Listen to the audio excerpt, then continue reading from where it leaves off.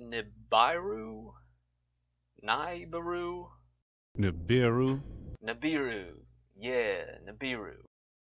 Nibiru Age of Secrets is an adventure game released in 2005 by Future Games and published by the Adventure Company. Future Games was based in the Czech Republic, and from what I can tell was a very small team. I'm talking a dozen people or less. They only put out 8 games and went bankrupt in 2011. So, a pretty unknown studio, although they did make the first Black Mirror game, which was well known enough to get 2 sequels not made by them, and a 2017 reboot game thing, which didn't do very well. But back to Nibiru. It's your standard point and click, and there's nothing really unique about it, but I've had this laying around for as long as I can remember, really, and I've never heard anyone else talk about it, so why not give it a shot? Martin Holland, the protagonist, is a historian and archaeologist. He's doing some computer stuff one day when he's called by his uncle, Professor Wild, who informs him of a recent discovery of a World War II Nazi bunker in the Czech Republic. His uncle insists to meet him right away to discuss it. The newly discovered Nazi bunker was apparently used to research an ancient extraterrestrial technology, first used by the Mayans. And that would be Nibiru. From the 5 minutes of research I bothered to do, I found out that Nibiru is a creation myth by the Sumerians about a 12th planet where humanity's creators inhabited. For some reason, this game associates the Mayans with Nibiru, even though they and the Sumerians existed in completely different time frames and on opposite sides of the world. I don't know.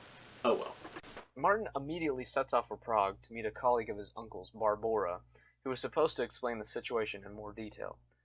But Martin's late, of course, and Barbora's gone by the time he gets there. Nice work. You find a note from Barbora that says she suspects someone is following her, so she went back to her apartment. So we get her address from Martin's uncle, and we're off again. Barbora is clearly very paranoid, as she doesn't answer her doorbell, and when you knock on her door, she turns her lights out. Now in this situation, you think it would be a good idea to maybe try to tell her you were the guy sent by Professor Wild to meet her? I mean, just talk to her through the door.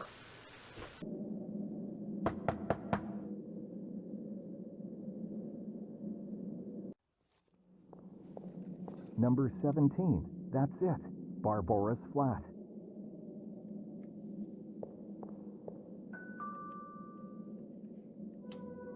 The lights went out inside. There must be somebody in the flat. Strange.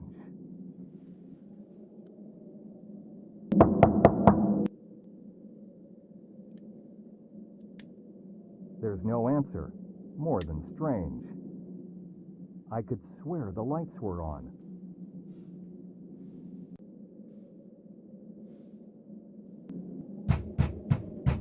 This is exactly the kind of thing you should do to meet a stranger who thinks they're being followed. At this point, Martin the genius just gives up and tries a different approach. He heads up into the apartment's attic, for some reason, and just starts causing a ruckus up there. He knocks over this wardrobe that's apparently made of paper, then he punches out a window. This man is insane. He also finds a marble too, so that's cool. What is Martin even trying to do here? Scare her more? What does he hope to achieve by going into the attic?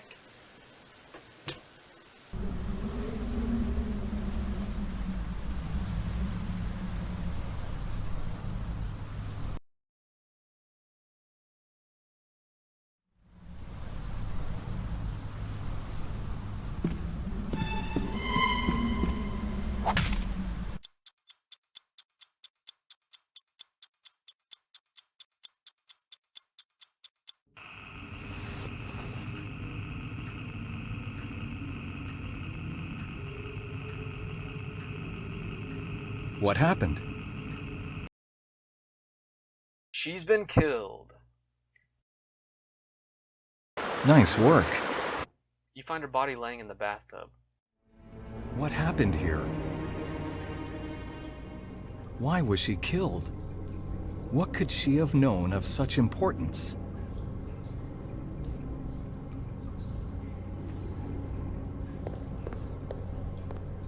Its fur glitters nicely.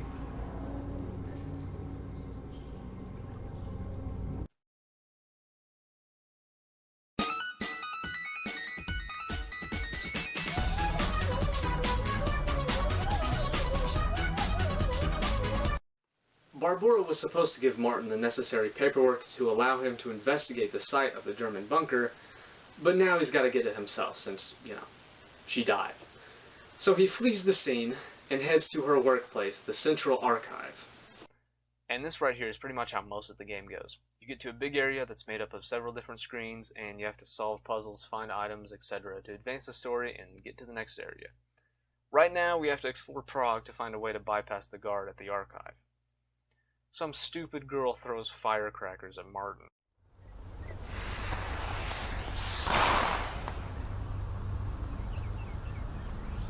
Damn! And he needs them for another puzzle, so he suggests a trade. Would you care for a colorful marble? Let's take a moment to talk about this man. This insane human being. Martin does not give a rip about anything or anybody. Even the player.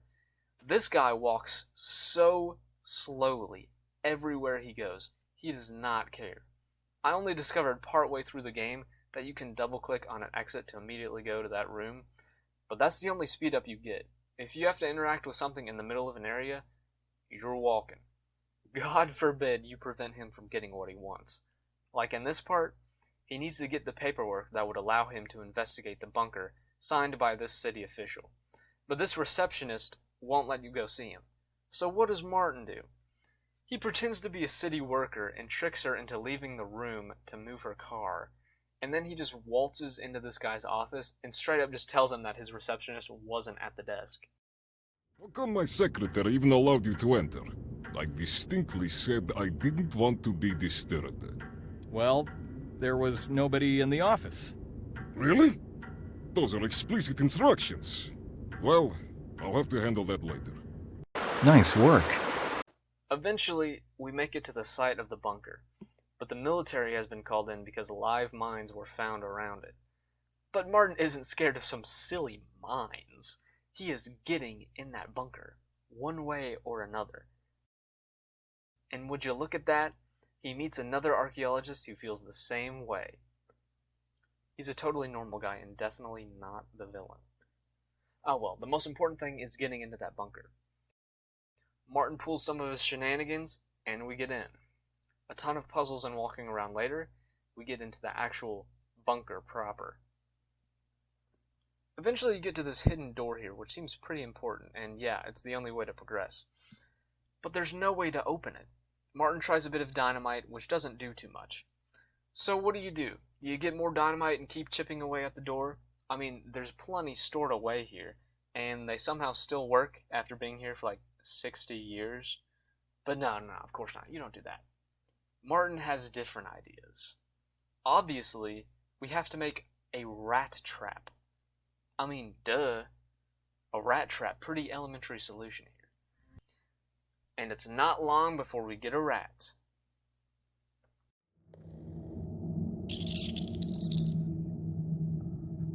Alright.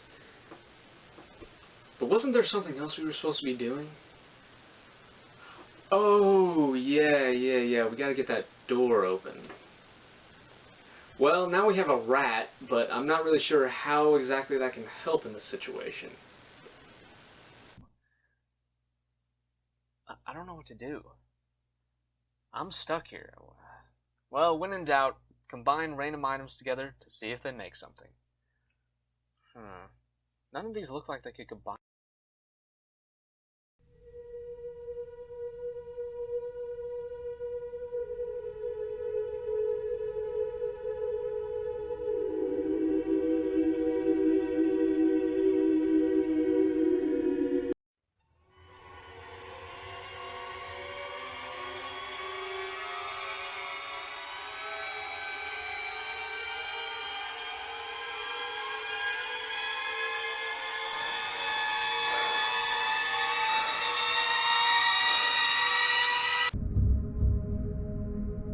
I'll try something.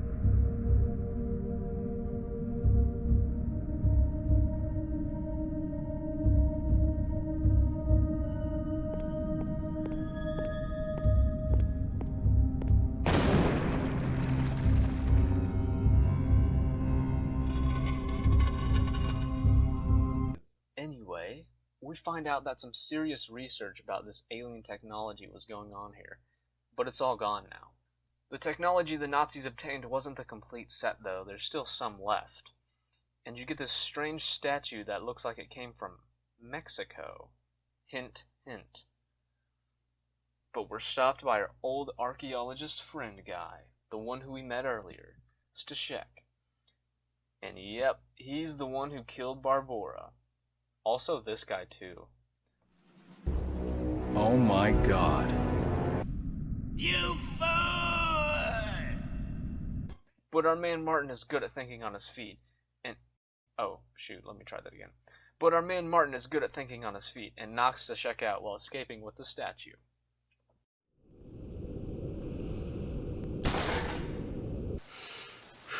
Now we're on to the game's second half, and whoo boy, it's not much better.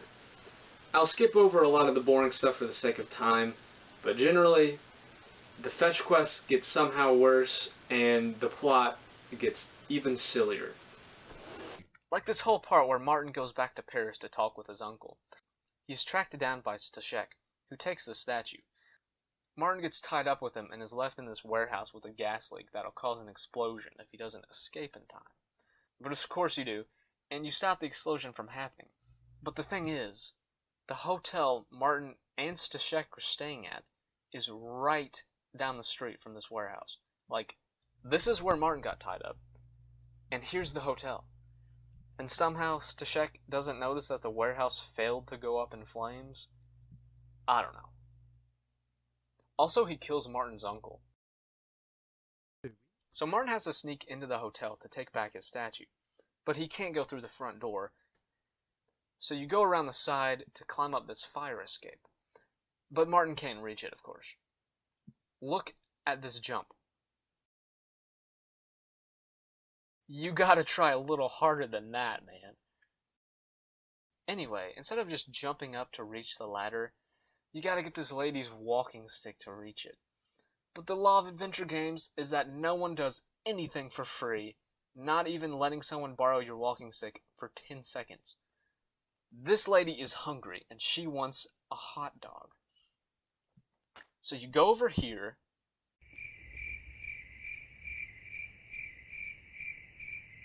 and you buy her a hot dog. But this hot dog comes with mustard, and she doesn't like mustard, only ketchup. So you gotta go back to get a hot dog with ketchup, but this man won't give you any ketchup. He is morally opposed to ketchup. He doesn't even have any. So he gives you a plain hot dog. A nudist one, he calls it. So then you have to go right in the hotel, 20 feet away. You have to go in there, and you gotta go get this ketchup and put it on the hot dog. Why? What is the point of this? Anyway, we get the statue back and we go to Mexico. Buenos noches. It is time to explore the ancient Mayan temples and find 3 more statues that'll lead you to the ancient Nibiru alien thing technology. Marbles. Marble? It's a marble puzzle, and oh man, is it hard. So you gotta get all the different colors together, but you can only slide them around and twist the different ring segments, and you only have 1 free space. This took me over an hour to do.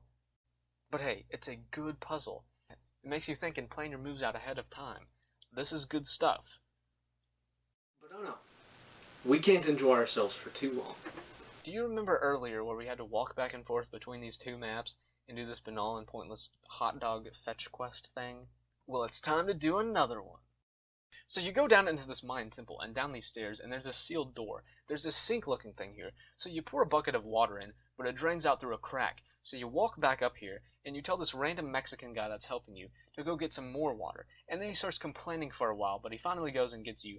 And then you gotta wait for him to get it. And then you gotta ask him for some plaster to seal the crack in the wall. And then he complains some more, and then you gotta wait again for him to go get that. So after that, you walk back down here and mix the plaster and water, and then fix the crack, and then pour this bucket of water in the sink, and absolutely nothing at all happens. So you gotta go back up here, ask for another bucket of water, And this dude just keeps complaining and complaining about it. But eventually he goes and gets it, and you have to wait again. And then he lowers it, and then you walk back down, and then you pour the water in there for a third time, and then pull the lever, and then the door opens. Yeah! Awesome! After collecting all 3 statues, we meet and have a talk with this random wise man named White Bear. He tells you that Martin is the chosen one.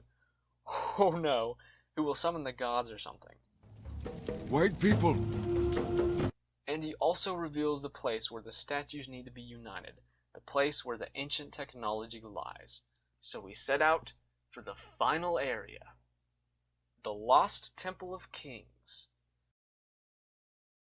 Look, there he is, there's the alien! Yeah, I don't really know what happens next, so I'll just show you the cutscene for it.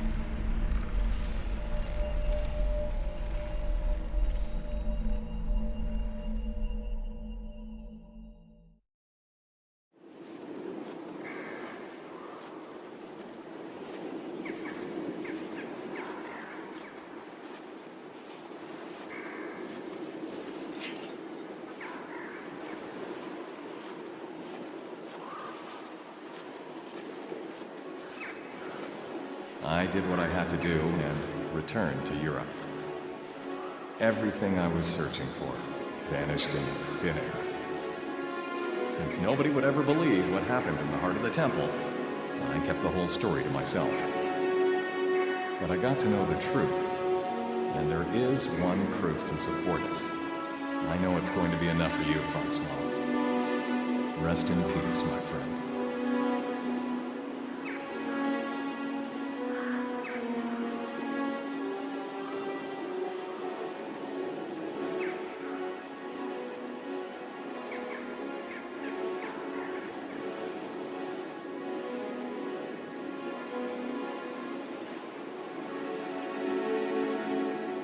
Wait, is that what I think it is? A marble? It was a marble this whole time? That's why Martin was the chosen one. Martin? Marble? I can't believe I didn't see it before. Everything is marble. It always has been. I have to reveal this knowledge to the world.